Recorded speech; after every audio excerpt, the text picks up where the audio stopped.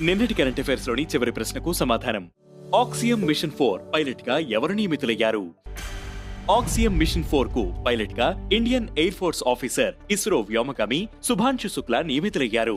AX-4 అంతర్జాతీయ అంతరిక్ష కేంద్రంకు ఇది 4వ ప్రైవేట్ వ్యోమగామి మిషన్. ఈ మిషన్ ను నాసా సహకారంతో ఆక్సియం స్పేస్ నిర్వహిస్తోంది. నాసాకు చెందిన కెనడీ స్పేస్ సెంటర్ నుండి SpaceX Dragon spacecraft లో ఈ మిషన్ ను ప్రయోగిస్తారు. ఇక మొదటిది ఇండియా ఎనర్జీ వీక్ 2025 ను ప్రారంభించిన ప్రధాని మోదీ. ఇండియా ఎనర్జీ వీక్ 2025 ను ప్రధాని నరేంద్ర మోదీ ఫ్రాన్స్ నుంచి వర్చువల్ గా ప్రారంభించారు. ఢిల్లీలోని ద్వారకా యశోభూమి కన్వెన్షన్ సెంటర్ లో ఫిబ్రవరి 11 నుంచి 14 తేదీ వరకు ఈ కాన్ఫరెన్స్ జరగనుంది. ఈఎన్పి టెక్నాలజీ రంగంలో ఏం చేయొచ్చో కంపెనీలు, ప్రభుత్వాల ప్రతినిధులు చర్చించేందుకు ఇండియా ఎనర్జీ వీక్ కాన్ఫరెన్స్ మంచి వేదికగా నిలిచింది. ఇక రెండవది 39వ నేషనల్ గేమ్స్ కు వేదిక కానున్న మేఘాలయ. 39వ నేషనల్ గేమ్స్ 2027ను మేఘాలయలో నిర్వహించనున్నట్లు ది ఇండియన్ ఒలింపిక్ అసోసియేషన్ అధికారికంగా ప్రకటించింది.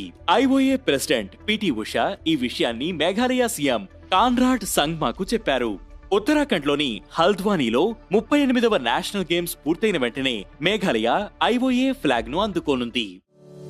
ఇక మూడవది డిఫెన్స్ పార్ట్నర్షిప్ ఇండియాను ప్రారంభించిన UK. United Kingdom defence partnership ఇండియాను అధికారికంగా ప్రకటించింది. డిపిఐ అనేది యూకే రక్షణ మంత్రిత్వ శాఖలో ప్రత్యేక విభాగం. ఇరు దేశాల మధ్య రక్షణ సహకారాన్ని పెంచడమే దీని లక్ష్యమని యూకే పేర్కొంది. అధునాతన రక్షణ సాంకేతికత, తయారీ సామర్థ్యాలకు సంబంధించిన కీలక ఒప్పందాలపై ఇరు దేశాలు సంతకం చేశాయి. ఇక నాలుగవది రాష్ట్రాల ఉన్నత విద్యపై నీతి ఆయోగ్ నివేదిక విడుదల.